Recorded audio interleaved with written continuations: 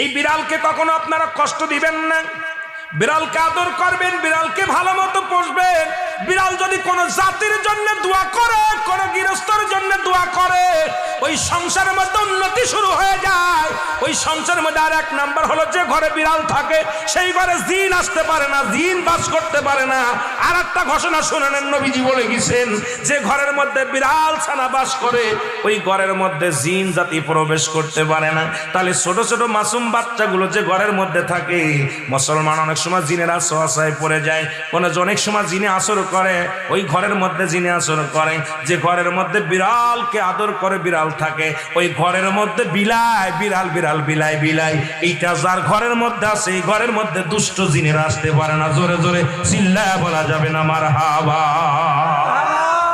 একবার নবী সুলাইমান আলাইহিস সালাম শুনতে পাইলেন পাশের বাড়িতে একটা কুকুরকে কষ্ট